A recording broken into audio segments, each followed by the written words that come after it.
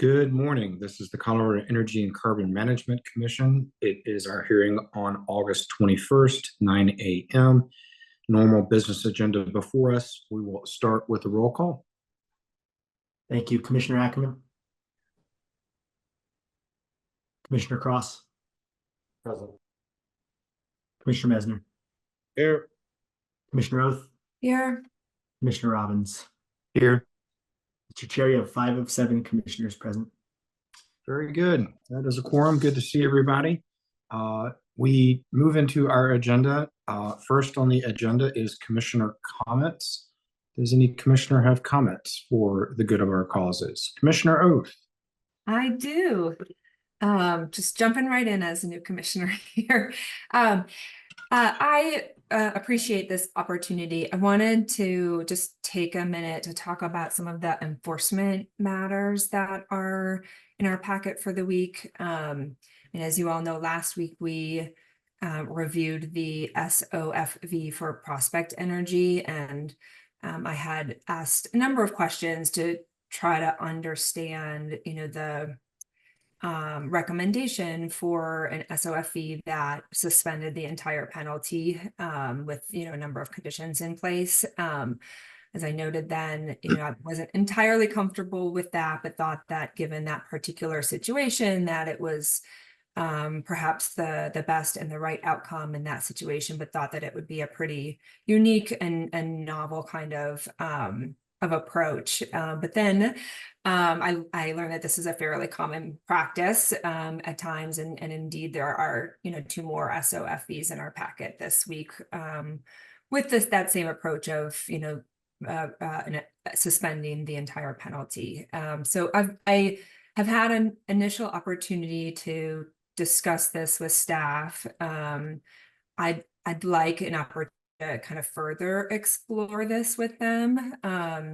I know that this has, it seems like this has been a practice for some time, so I'm not inclined to pull these 2 that are in our packets for this week and letting them go ahead and process. But I guess I would hope as one commissioner that we could maybe put a pause on bringing more of these kinds of SOFVs to us until at least I've had a chance to kind of further talk about this with staff and consider, this practice and this policy, and maybe we all could have some more conversation depending on how that goes. I hereby move Commissioner Oath to lead an investigatory look-see into this with staff. We don't micromanage staff and how they do their work, and I know they do good work, but I think that it's a worthy area of just kind of taking a look and maybe working with staff, working with Enforcement Officer Jeremy Farron, looping in Interim Director Aaron Ray to the work as well, and perhaps bringing back a little report or something to provide some perspective to us and to the folks that listen in. I appreciate your rolling up your sleeves as new commissioner with some capacity, and I, for one, would be comfortable with that approach. Well, I appreciate that. I'm willing to accept the the charge there, and do appreciate that. It will be a very collaborative kind of approach, both with all the folks that you mentioned, and certainly would be happy to report back to this commission and have some further conversation. Yeah, that sounds great. Commissioner Ackerman? Thank you, Mr. Chair. I support that as well and appreciate Commissioner Oath taking that on. I also agree that our staff continues to do excellent work on all fronts, and just wanted to throw another suggestion in on an issue that comes up from time to time with regard to enforcement matters, which is sometimes we include provisions that restrict a principal from doing further business in Colorado unless the penalty is paid in full, and certain stipulations that then follow that they have to come before the director and before the commission again. And sometimes we don't include those provisions. And I think that throwing that in with the mix a little bit to take a little bit of a look at that might be a good idea. So just a suggestion from me. Commissioner Messner? Thank you, Mr. Chair, and appreciate Commissioner Oath bringing this up and being willing to take a further look into this. I think it's the evaluation and While this commission doesn't micromanage staff, we do provide broad direction to staff from a policy perspective. And I think this is a good area, particularly with Commissioner Oath's experience and enforcement to take a look at. So appreciate your willingness to bring this up. All right. I think you are so directed, Commissioner Oath. Thank you so much. And we will continue. Any further commissioner comments? All right, seeing none, I note we have public comment. We had 2 people signed up. Staff, are you able to find Leslie Gompf, G-O-M-P-F? We have not been able to. Oh, we do have a hand raised. One moment, please. Yep, we will elevate Ms. Gompf now.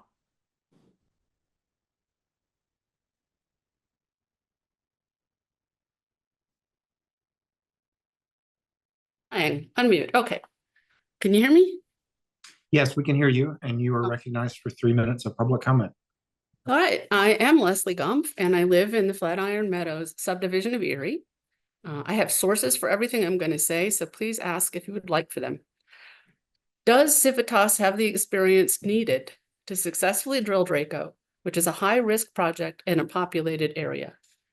In an effort to address concerns about Civitas's ability to drill long laterals, Jeff Annable at Extraction writes that they have successfully drilled and completed wells comparable to those proposed for the Draco development. But is the Draco project comparable to any Civitas completed project? The longest laterals Civitas has successfully drilled are 4 miles. These were at the Blue 3 and Sky Ranch pads in Adams and Arapahoe counties. Draco's laterals at 5 miles are 25% longer. Is 5 miles really comparable to 4? The space between the Draco bottom holes is less than 2/3 of the space between the bottom holes at Blue 3 and Sky Ranch. Is a narrower gap for longer lines comparable? Most importantly, the drills, which often go astray, need to avoid existing wells, and Civitas must have the tools, techniques, and knowledge to prevent collision with existing wells. If they err, catastrophic blowout and loss of life could occur. Draco has over 60 nearby wells of various classifications. Blue 3 and Sky Ranch had no pre-existing wells nearby, none. At Draco, some of the plugged and abandoned wells were plugged over 40 years ago. At least one of these is right next to a school. Since wells plugged that long fail without known cause, how will they withstand being hit by a drill? If Civitas has experience with anti-collision techniques, how did they gain this experience?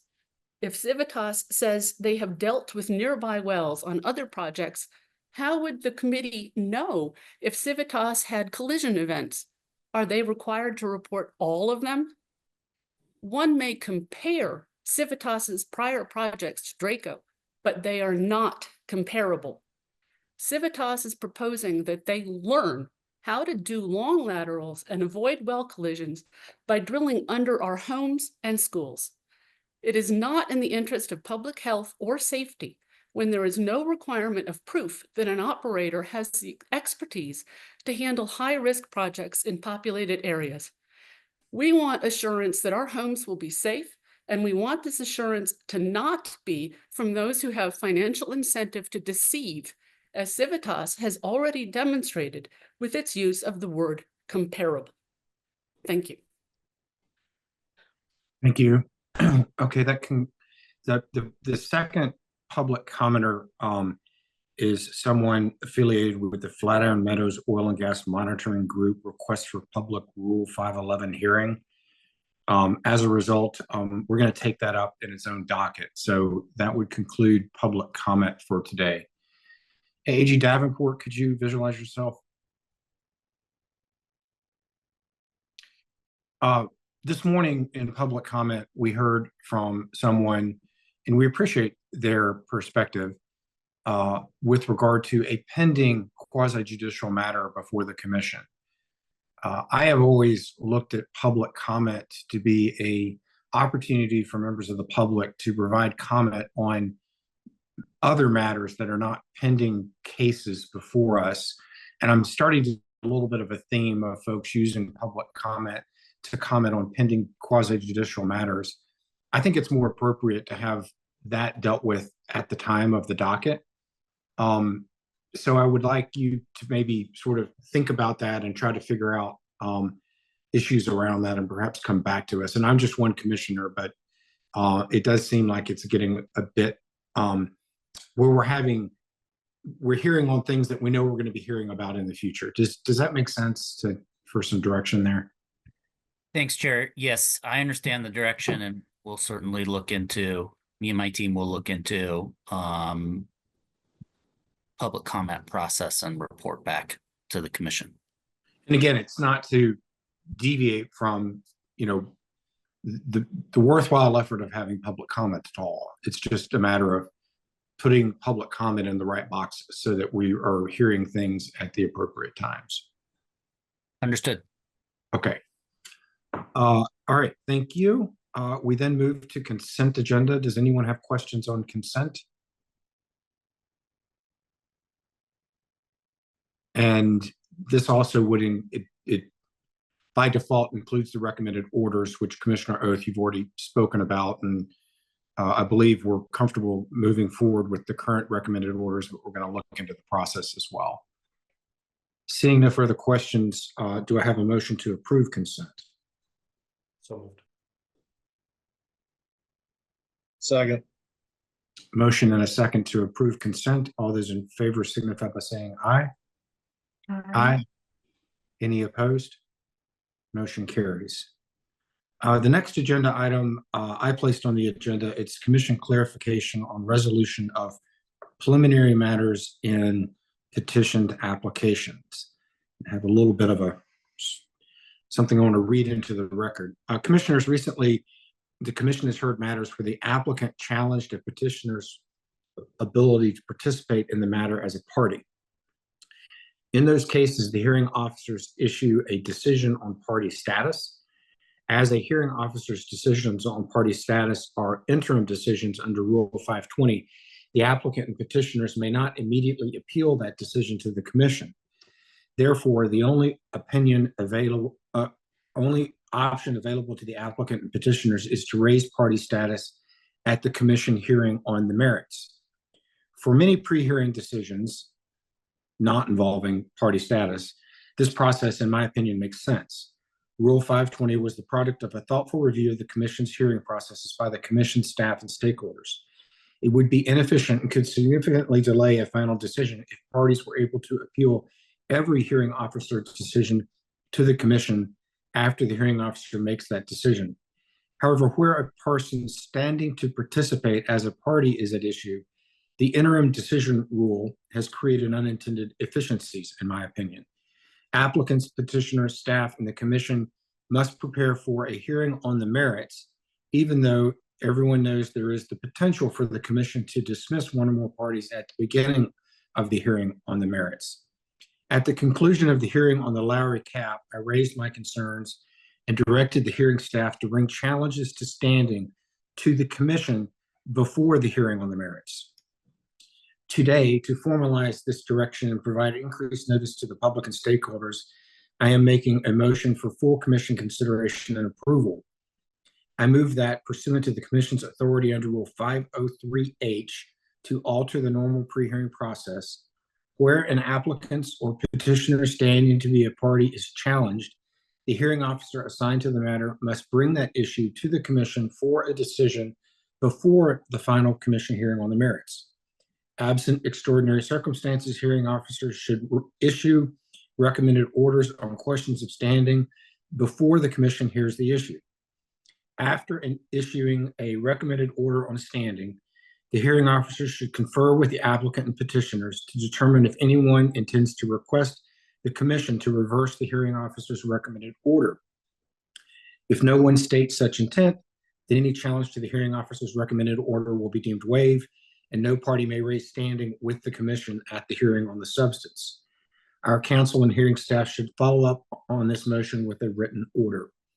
This concludes my motion, but I have one final comment. Potential parties to a commission matter should be aware that standing challenges may result in delaying a commission hearing on the merits. While I recognize that in some cases this process may cause an additional delay, it will overall increase the efficiency of all commission hearing matters. With that, I recommend a second if my commissioners are in agreement, and that would be followed by discussion and or deliberation on the motion. I'll second it. We have a motion and a second. Commissioner Ackerman, were you wanting to discuss or second the motion? No, just was going to second. I don't have anything to add and am in agreement, Mr. Chair. Any further deliberation on the motion? Seeing none, all those in favor of the motion signify by saying aye. Aye. Aye. Any opposed? Motion carries. All right, we'll move to our next docket number, docket 24010004. This is an oil and gas development plan, the Draco by Extraction. And we've received a request from the Flatiron Meadow Oil and Gas Monitoring Group, request for Rule 511 public hearing. We received that in the docket, I don't know, a week or so ago. We've all reviewed it. I do have some concerns on the motion. We also received late last night a response from Extraction on the motion. The motion is from this group who are unnamed to allow or request of us to have a Rule 511 public hearing, which is a sort of a public hearing to allow public comment on something that's pending before us. I personally, because this was filed somewhat late, and because we received a response from Extraction last night, I would consider requesting the movement, that is Flatiron Meadows Oil and Gas Monitoring Group, to file a response or rebuttal to Extraction's filing that occurred last night. And in it, I would encourage the group, and I say group with parentheses because I really don't know who they are. There's no one named in the group. There's no one signed the document. I didn't look them up to find out if they're a legitimate, I don't know, 501c3 or whatever, but I'd like the Flatiron group to articulate a little better who they are, how they are potentially impacted, how they may be affected parties, distances, all of that, so that we have a better understanding of whom it is that is asking for a 511 public hearing. My idea would be give them a chance to respond, maybe respond within a week, have the hearing officer make a recommended order, and then bring all that to us, again, sort of ahead of the substance hearing. My idea here also would necessarily mean we're going to punt the actual substance hearing, which currently is on August 28th. But I believe it's important to try to work through the issues of public comment and make sure that we're providing due process to all involved. I also would encourage Flatiron in their response, rebuttal, whatever you want to call it, to identify for us how it is that a 511 hearing, as opposed to public comment as part of the record, like what's the additional value add there? So those are just my thoughts, musings on the topic. I have, again, commissioners don't talk ahead of time, so I have no idea where the rest of you guys are sitting on this front, but would encourage further dialogue at this point before we try to determine the best next step for us on this docket. Commissioner Messmer, then Commissioner Cross. Thank you, Mr. Chair.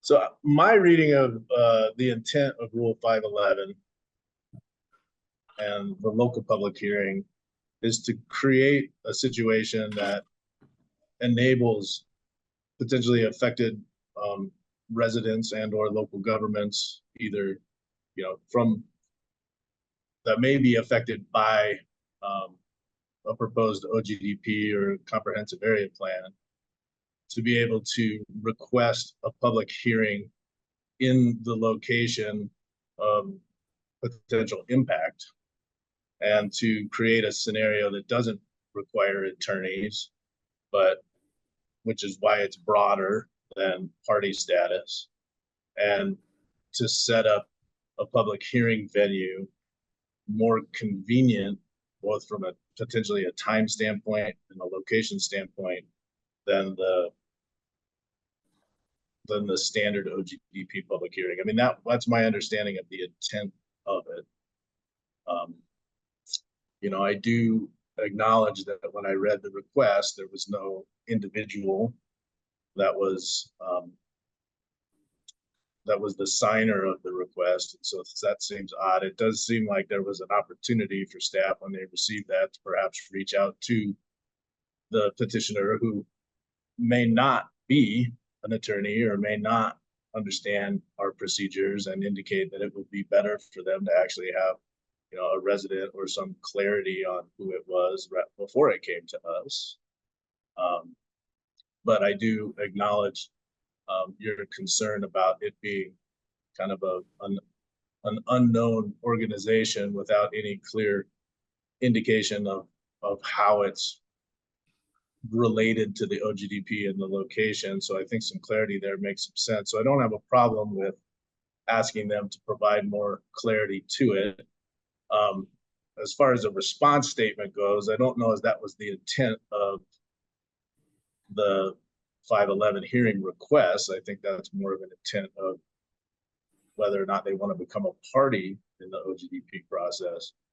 But I think some clarity as to who they are and how it relates to this OGDP, you know, I think could be helpful. And so those are my thoughts. But I do want to emphasize that I think the idea, from my perspective, of the 511 hearing was to create a broader opportunity for potentially affected residents or local governments to be able to request the ability to have public comment at a place and time that was most convenient to them rather than most convenient to us. So those are my thoughts. Yeah, I appreciate those thoughts. I also would note that I believe Rule 511 was promulgated well before COVID and well before we moved to a Zoom format. And, you know, I do believe a Zoom format does provide a heck of a lot more ability to participate before us than having to truck down to 1120 Lincoln and park your car and walk up to a room full of attorneys, as was the case way before. But I appreciate all those comments, Commissioner Messner, and I think they're spot on. Commissioner Cross, did you want to weigh in? Yes, thank you, Mr. Chair.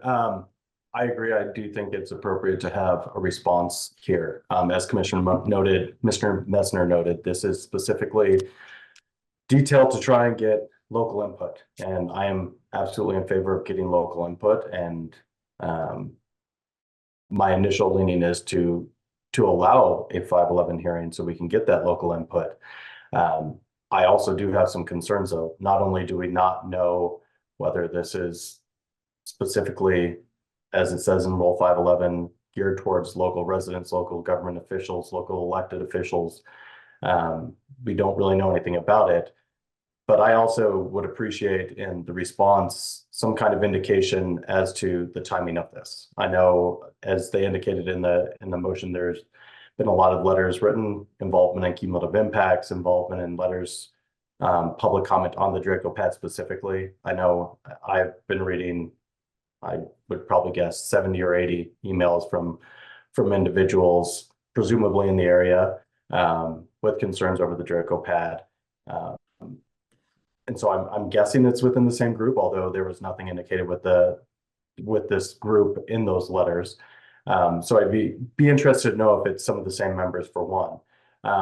But also, given that there have been a lot of comments, I also would appreciate a response to the allegations that this is potentially a delay tactic. As was stated in the response, if the website that was, make sure I get the name of the website right, stopdracopad.com is in fact dealing with this group, I'd be interested to know if they do believe that this is simply a delay tactic to try and do it, as they say, delay tactics are on our side. So I would also appreciate a response to that specifically. Commissioner Ackerman, Commissioner Oath, want to weigh in anything further? Otherwise, what I think I'm going to do is just alert the hearings officer that he should encapsulate these thoughts into some form of direction or an order to both sides, so that we can get this further clarified, and then to bring this back to us just as promptly as is possible, maybe even next week, and go ahead and kick out the substance hearing for a few weeks so that we can work through this and get to the right answer on the public hearing component request. I see all commissioners are nodding their heads in an up and down fashion. Hearings Manager Thomas, did you capture that? And do you feel comfortable with the direction? Yes, I do. Thank you. All right, great. With that, we're not going to do the public comment. Mr. Sammy Carroll, you're going to be hearing from the hearings manager, and we look forward to hearing a little further from you with some of the clarification as was indicated this morning. So thank you for participating with us, and your time for us to hear you will be shortly. Okay, with that, let's move to docket 231-00362. Let's give ourselves 5 minutes to get all the relevant parties and attorneys up, and let's return at 9:32 for the final docket this morning. All right, welcome back. This is the Colorado Energy and Carbon Management Commission, Wednesday, August 21st hearing. It is 9:32. We will now take up docket 231-00362, an oil and gas development plan. The applicant is Chevron USA. The subject is the SKR 698-10-BV OGDP. Mr. Jewell, you are recognized. Thank you, Commissioner Robbins. I was hoping maybe we can swear in our presenting witnesses first, if that's all right. Yep, sounds good. AG Davenport. Or it might be AG Mercer. Yes, thank you, Mr. Chair, and good morning, Mr. Jewell. I can swear in the witnesses. I'll just go one at a time and ask that you each raise your right hand, state your name, and that you swear to tell the truth. Let's begin with Ms. Mizell. Rose Mizell. Oh, yeah, go ahead. Rose Mizell, reservoir engineer. I swear to tell the truth. Thank you. Mr. Olson. Andrew Olson, superintendent. I swear to tell the truth. Thank you. Ms. Falang. Tracy Felling, regulatory specialist, and I swear to tell the truth. Thank you. Mr. Velardo. Brian Velardo, geologist. Brian Velardo, geologist. I swear to tell the truth. Thank you. Mr. Keller. Michael Keller, environmental specialist. I swear to tell the truth.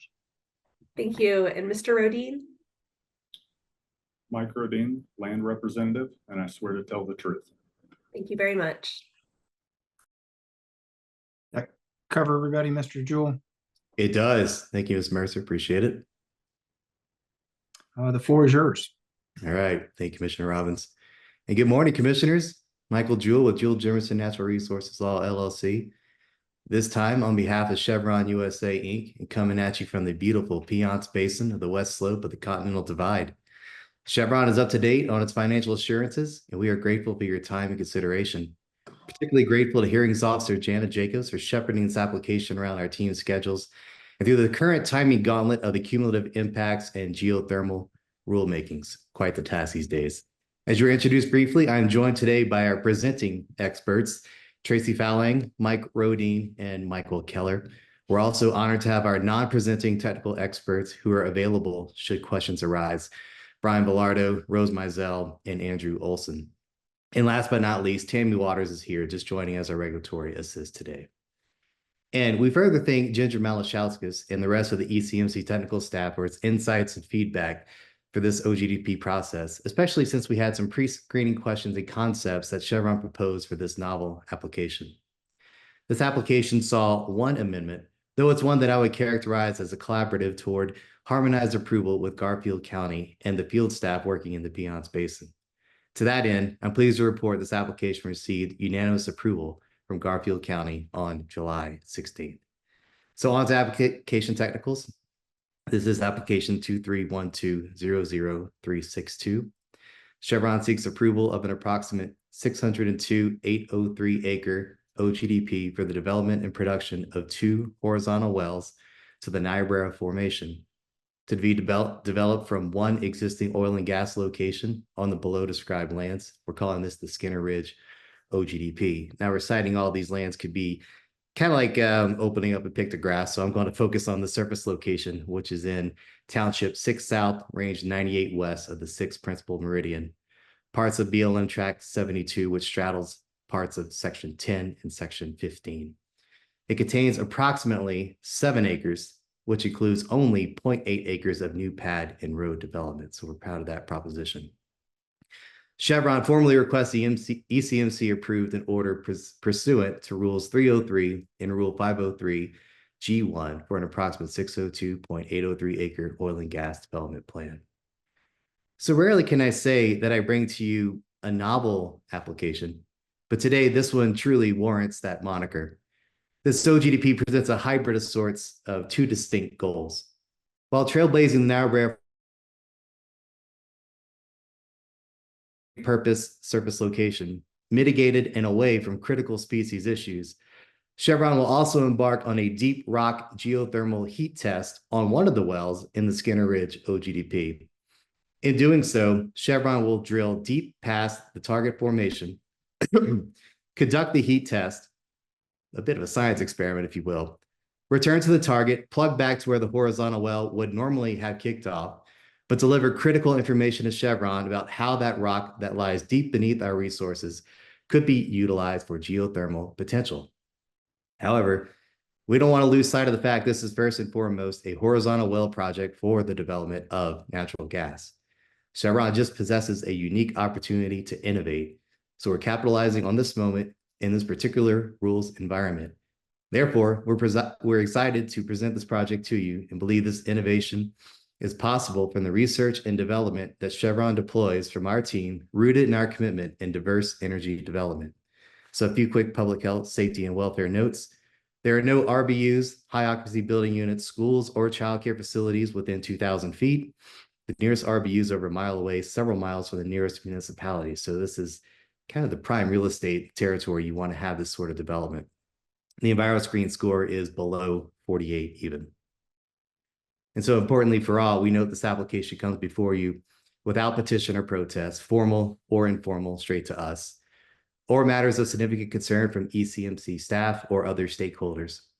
The director's recommendation includes a clear and thorough assessment and recommendation of approval that address the specifics of our application, technical forms, and internal analysis.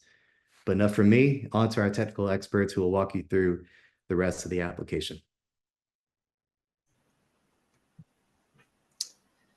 Good morning, and thank you, Michael, and thank you, commissioners, for your time. My name is Tracy Falling, and I am a regulatory specialist for Chevron. I'd like to begin with a summary of the evolution of the Skinner Ridge pad and highlight specifics from the OGDP application. The Skinner Ridge pad is an existing location on surface owned by Chevron USA, Inc. The pad was previously permitted for 22 gas wells in the Williams Fork Formation under ECMC location ID 336056. Those wells were never drilled and the applications for permit to drill expired. The site was repurposed for equipment storage related to Chevron's nearby oil and gas and ranch operations under ECMC location ID 447846 and Garfield County's Limited Impact Review Amendment 6428. As Michael mentioned, Chevron is proposing to drill 2 horizontal wells in the Niobrara Formation at this existing location. Chevron also plans to drill past the vertical depth of the target formation in one well to assess future geothermal resource viability. The existing storage equipment at this location will be relocated to a new location recently approved by Garfield County through their limited impact review process. The Skinner Ridge wells will tie into an existing central gathering facility. Oil and produced water will be transported via a newly proposed liquids line, which will be installed within the Clear Creek Road right-of-way. A new gas pipeline will be constructed and tied into existing infrastructure. Freshwater for completion operations will be transferred via a temporary surface-laid lay-flat line.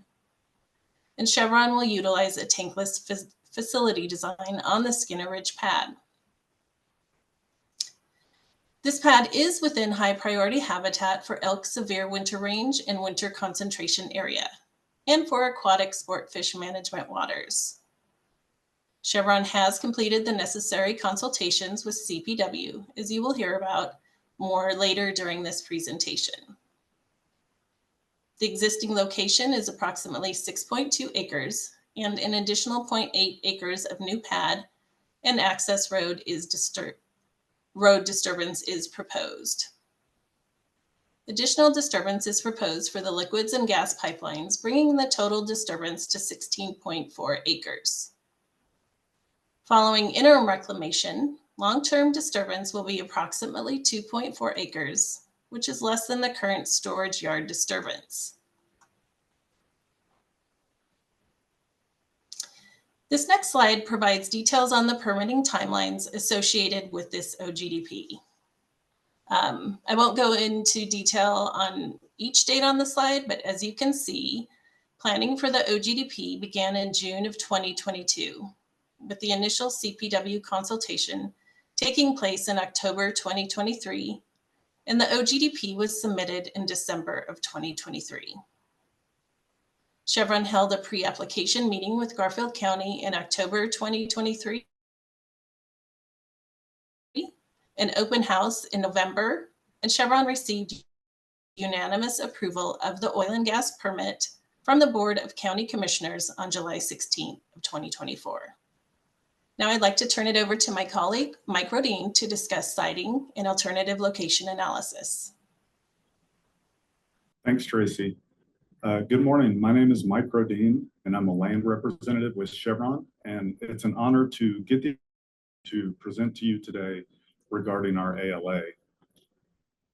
As with all Chevron projects, there's a lot that goes into the process of determining a suitable site for development. A brief overview of some of the consideration highlights are shown on the slide, and this is really the core of the evaluation process as we try to minimize and consolidate locations while allowing for targeted mineral development and prioritizing and really just being mindful and respectful of the surrounding surface features. Our proposed location is circled in green on the aerial, and as you can see, it's existing surface disturbance, and as was previously mentioned, is currently being utilized for equipment storage. The orange lines are section lines that have been overlaid onto the surrounding terrain, really just to give you a sense of the area. As we take a closer look at the proposed location, there are a couple items that jump out as being relevant for our evaluation. While the proposed location is existing disturbance that can accommodate the wells and production equipment associated with our application, and has 0 residential building units within a mile, it is within a few high priority habitat designations and is within a disproportionately impacted community. So when we take a step back and look at the bigger alternative location picture, we evaluated 8 locations in total for our proposed development, which does include our recommended location. Chevron wanted to ensure a comprehensive review, which we believe we achieved with this ALA. You'll notice from the aerial that we've got the alternative locations bucketed into 2 groups.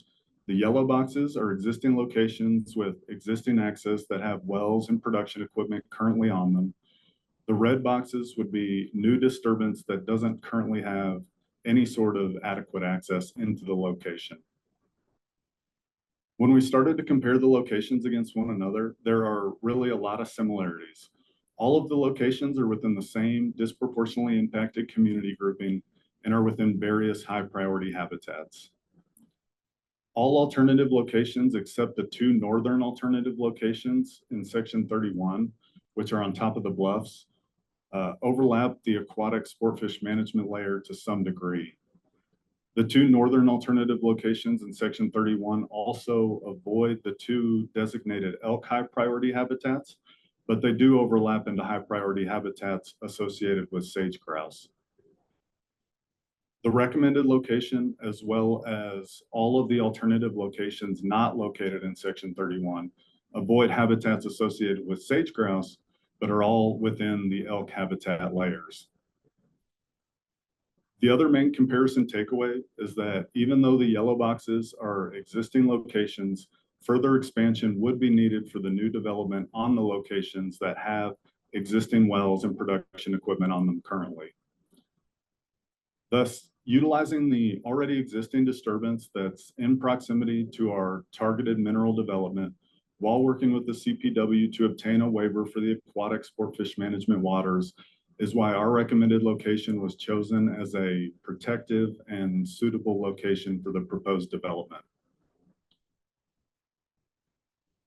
In addition to our siting considerations and in alignment with discussions we had with Garfield County, Chevron hosted an in-person community meeting on November 16th, 2023 for interested adjacent property owners to our proposed development.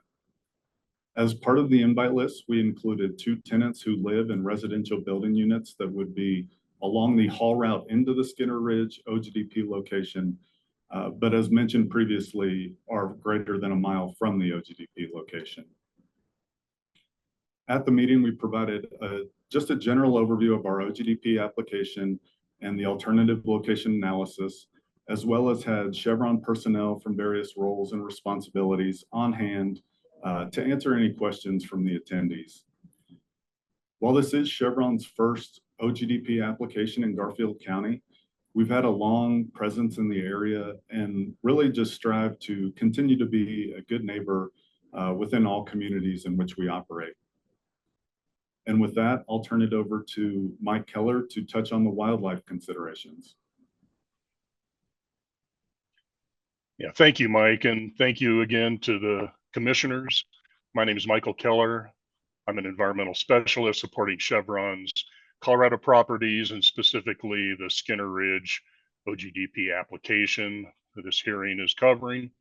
Just to touch on the environmental conditions for the area, again, the proposed project is within high priority habitat, elk severe winter range, elk winter concentration, and aquatic sportfish management waters, HPH.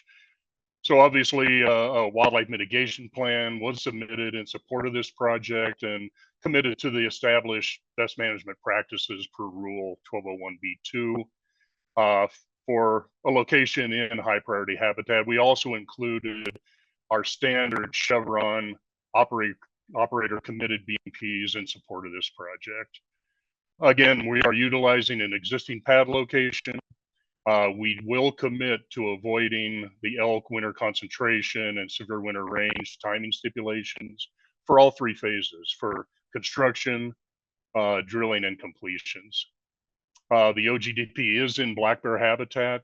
We will implement black bear mitigation in protection of that species. We have gone through a significant consultation process with Colorado Parks and Wildlife, and specifically for rural waiver approvals for activities within 500 feet of the 1202CS sportfish management waters. And I will mention the drainage associated with that HPH application. It's Deer Park Gulch. It is dry for much of the year. It does flow in response to a heavy precipitation and spring runoff, but for most of the year, it is a dry channel. We will commit to paying direct impact compensatory mitigation fees for the project. And CPW did concur that unavoidable indirect impact compensatory fees will not be applicable. We are using an existing pad. So this just shows a high overview of the wildlife habitat distribution for the project. I know it's very busy. I'll dig down a little on this for you. The drill spacing unit is shown in yellow there. You can see the proposed pad location in the extreme southwest corner. The pad location itself, as I mentioned, is within aquatic sport fish management waters, high priority habitat. The extending dark habitat beyond that in the bottomlands, that is all the elk, severe winter range, and elk winter concentration habitats. And just direct your attention to the topographic highs to the southwest and those habitats. The red habitat is greater sage grouse general habitat management areas. And then interior to that, the darker habitat in those areas is greater sage grouse priority habitat management areas. The two circular habitats just east of the DSU, those are recorded and typically active sage grouse flecks. So the takeaway from this slide is that we will not be impacting greater sage grouse habitat at all.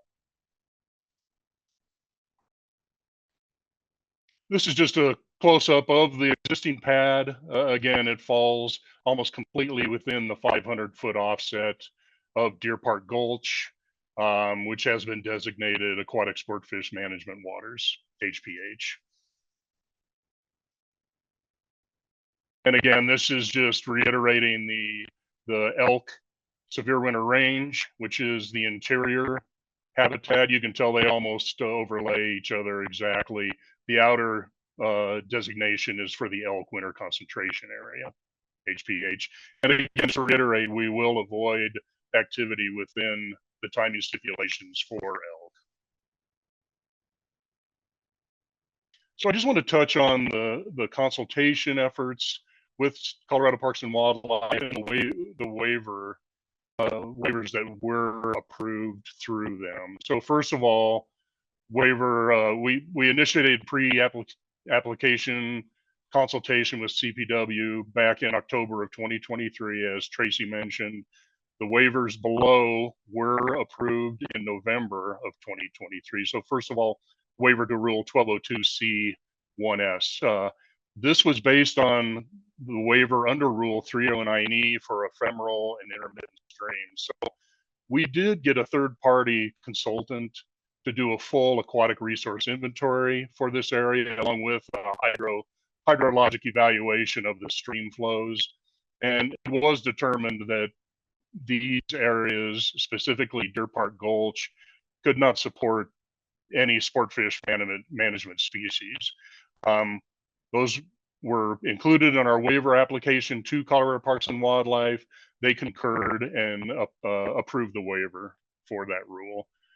And then following that, you can see the rule to waiver 1202A3, which is obviously the staging of chemical storage, refueling within 500 feet of an ordinary high watermark aquatic resource.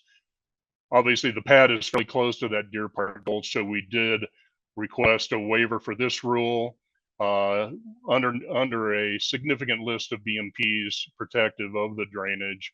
And again, Colorado Parks and Wildlife approved that. And I just want to quickly touch on the installation of our liquids line and the small line going to the existing gas line. So this would be under Rule 1202C2C. This is not a formal waiver process. This is what we are going to reference for this work. We did want to get CPW concurrence for this activity, though, and that was part of our waiver application request to CPW. We included this just for notification, and they did agree that utilizing the appropriate BMPs noted here, they would approve or they would concur for the use of this rule. So that's the extent of my testimony. I will hand it back to Tracy. She will discuss the minimization of potential impacts for the project. Thank you. Thank you, Mike. These next few slides provide some details on BMPs proposed for the Skinner Ridge OGDP to avoid, minimize, and mitigate potential impacts. I'm not going to discuss each BMP in detail, but we'll highlight just a few. To minimize impacts related to odor and air quality, Chevron will use pipeline infrastructure for oil, gas, and water takeaway, thereby eliminating truck hauling. Chevron will also use a tankless facility design, type 3 drilling fluid, and an advanced flowback design, resulting in zero uncontrolled emissions. To minimize impacts related to light and noise, Chevron will direct light inward and downward, utilize switches, timers, or motion sensors where possible, and utilize a quiet frac fleet for completion operations. And to minimize impacts related to water, land, and site safety, Chevron will utilize a tankless facility design, significantly reducing the potential for spills and leaks during production. SCADA equipment will be used to monitor any variations at the location and allow for rapid well shutdown. And a dedicated spill response trailer will be staged on site during drilling and completion operations.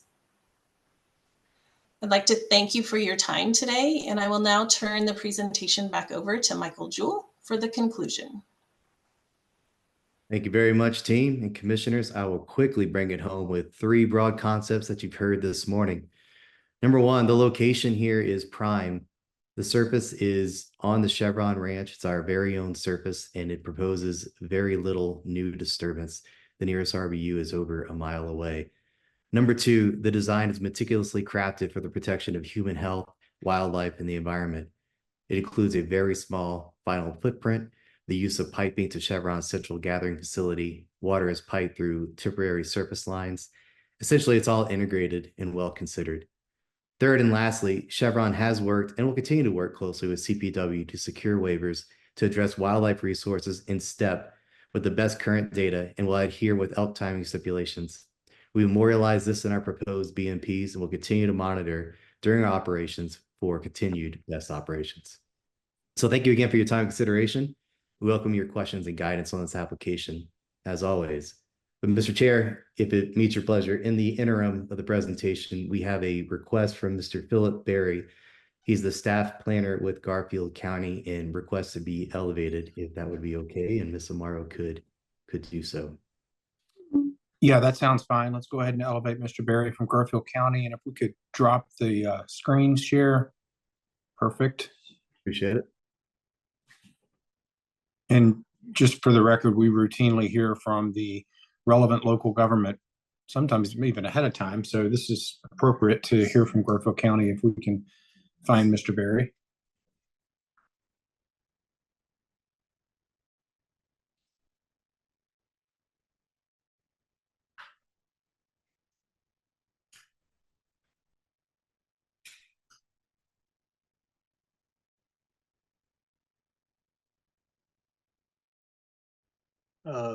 Thank you for recognizing me and letting me have a moment to speak. Do I need to be sworn in? You do not, Mr. Berry. Just go ahead and make whatever statement you'd like to make. Thank you. Yeah, I just wanted to reiterate what Chevron said. Garfield County conducted a extensive and thorough review of this application for this well pad in accordance with our Article 9 of our Land Use and Development Code. We really appreciated the work that Chevron put into this. We looked extensively at wildlife impacts with our consultants from Arger Environmental, and just wanted to reiterate that we did approve this. The Board of County Commissioners approved it at a public hearing, and we are currently working with Chevron on fulfilling some of the final permitting stuff with us. But yeah, we approved and supported this project. Thank you. All right. Thank you, Mr. Berry. Before you leave, let me make sure commissioners don't have any questions of you. Okay. Questions for Mr. Berry, folks? All right, seeing no questions again, we appreciate Garfield County's involvement and points made in this hearing. Commissioners, the panel is available for questions for anyone. Commissioner Ackerman? Thank you, Mr. Chair, and thank you to the panel for the good work and the high quality application. I do have a few questions that hopefully you can help clarify. First, very interested in the geothermal component. You know, we talked about it briefly here, but appreciate you incorporating that into this project. Can you talk a little bit about that? I'm particularly interested in how the sequence of drilling will look for you. Do you drill the deep hole first and then come back and take your oil and gas laterals? And I'm also interested in the potential test bore depth goal for the geothermal. Thank you, Commissioner Ackerman. Yeah, indeed, it's an interesting project and one the team's been working on for some time. It's probably a better question suited for our technical staff. So I think I'll pass that on to Mr. Velardo, and if appropriate, he can go from there. So Brian. Thank you, Michael. Yes, Commissioner, I appreciate the question. It is an interesting project. It's something that we recognized, or Chevron has recognized, this part of Colorado, this part of Piceance Basin has some geothermal potential. And so utilizing this project, we decided that we did want to try to further that evaluation. So this will be the first well that we drill, will be the pilot hole. And so the sequence of events would be to drill through the Niobrara and continue drilling and evaluating the formations deeper. I think the estimated total depth is about 17,000 feet. Will be the total depth for this well, give or take. I don't have the exact number in front of me. We will run petrophysical logs. We may collect some sidewall cores in some of the formations of interest. And as we get deeper, we do expect it to get hotter. And so our tool limit, we will have some limitations on tools at that point, where we expect to run some kind of logging while drilling type tools or some hot temperature tools at the 2 TD at about 17,000 feet. The purpose of that program is really to better characterize those deeper formations and to see about rock potential. There has not been many deep penetrations in this part of the basin recently. There are some older ones, but not many with modern logs. So we need to brush up our kind of internal knowledge of what those formations look like, but also we need to gauge the temperature a little bit better so that we can understand what the true potential is out here. We don't have any plans right now to develop, but we hope to, from this wellbore, gain information that may help inform some future decisions. After drilling and TDing and performing that analysis, sequence events would effectively be pour cement down the hole, set a cement plug, set a cast iron bridge plug into our intermediate casing. We'll test that plug, we'll pressure up the wellbore and make sure everything's secure within our standard operating procedures at that point, and then kick off our horizontal well for the first Niobrara. The second well is just going to be a strict horizontal, no pilot well attached to that well. Thank you, Mr. Velardo. I appreciate that response. And I know our geothermal staff did have an opportunity to review this concept as part of the review of the application as well. Thank you. Also, with regard to pipeline takeaways, just wanted to touch base on that real quick. My understanding is that you'll have a takeaway for gas to be connected to a midstream pipeline. And I believe I heard you say that the produced water will be piped also to the facility and then direct pipe to an injection well. And my understanding is that oil will be piped a short distance. And can you elaborate a little bit more on what you'll do with any oil from that point forward? I think Commissioner Ackerman, I know our regulatory team has worked hard on this. So Tracy, I think you can speak to that and maybe in conjunction with Rose.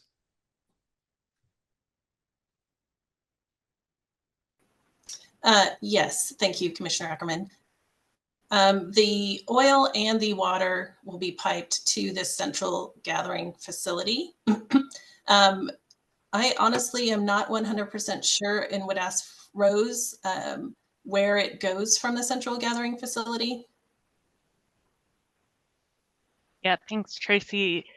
From our central processing or central gathering facility, the oil does get sold at a locked unit and trucked from there, I believe, to Rangeley, to our sales point. Thank you. I appreciate that response. And my understanding is that you don't expect a large oil offtake from these wells, and they're largely focused on gas. Is that correct? That's correct. It's very dry gas. Thank you very much. And then finally, I heard in your comments today, your presentation, a commitment to avoid winter timing stipulations. That sounded like a hard commitment to me, but I did see a contingency plan for that in the wildlife, on page 10 of the wildlife mitigation plan. And so my understanding is that you are committing to that as per your testimony, and just wanted to ensure that that was the case. If not, I appreciate a little bit more of a descriptor. Yeah, thank you, Commissioner Ackerman. We are committing to that formally, yes. We will avoid that timing stipulation. Great. Thank you so much for your efforts on that front. It takes a lot of planning and definitely is beneficial for wildlife. So thank you for your work on that front. Mr. Chair, that's all I have for now. Great. Thank you, Commissioner Ackerman. Thanks for the questions and the answers. Others with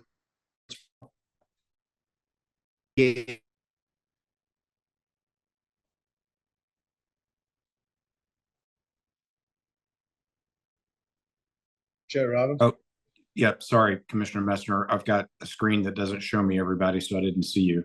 Go ahead. Okay. So just a couple of questions and trying to better understand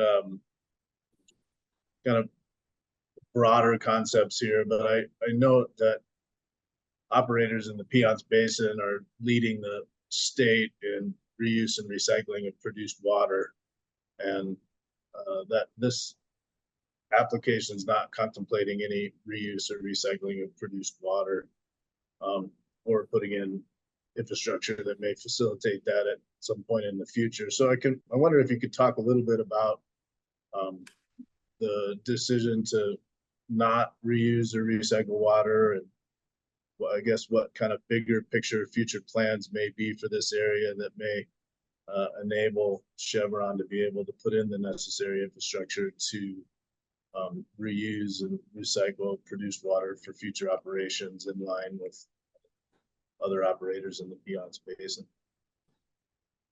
Thank you, Commissioner Messner. As you heard as well, like this started out as an expired 22 well pad. So we're looking at a 2 horizontal well project now. So it's kind of our first entree, even though we have this ranch as a long-standing entity in Garfield County. So we're looking at it to be more long range. So I think that might be something that we're looking at more, but let me pass this off to our technical team because I can't speak to that from that angle. So would Andrew, that question for you? Yeah, thanks, Michael. I can add a little bit to that. Appreciate the question. Yeah, today, the plan right now is all the produced water will come into our existing infrastructure and be processed with the rest of our produced water and injected.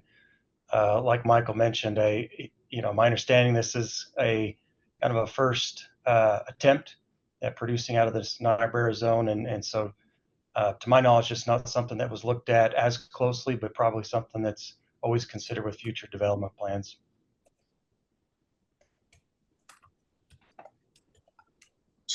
So I mean, just to dig a little further, is there existing infrastructure that is contemplated on the ranch that could be utilized in the future for produced water reuse and recycling, or is it not available for that at this point? It would have to be developed should future operations contemplate that. Yeah, Commissioner Messner, that equipment is not available at this time, so that would be something that would need to be built or added. Okay, thank you. further questions for the panel?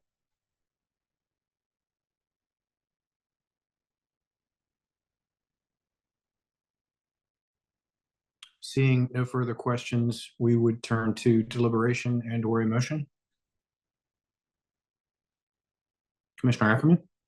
Thanks, Mr. Chair. I'd be happy to make a motion to approve this project as presented. I don't believe we had any COAs recommended in the director's recommendation. AAG Mercer can correct me if I'm wrong there. I appreciate the, as I mentioned, the good work on this high quality application. I'm very interested in the concept of incorporating a geothermal test well into the project. I know Chevron has done a significant good work with wildlife on their property out there, and appreciate the continued focus on protecting wildlife in this sensitive area of the state. And I appreciate their extensive coordination with CPW, as Western Slope projects almost always include a significant wildlife protection component. That said, Mr. Chair, I make a motion for approval. Great, thank you.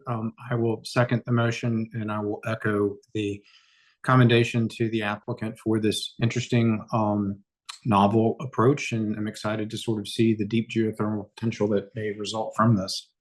Further discussion on or deliberation on the motion? Seeing none, all those in favor of the motion signify by saying aye. Aye. Aye. Any opposed? Motion carries. Thank you, Mr. Jewell. Thank you to the Chevron team. Thank you once again to our staff for all the behind the scenes deep work that got this to an approvable place for us. So we will wish you well. Thank you, commissioners and staff. Appreciate it as always. Have a great day.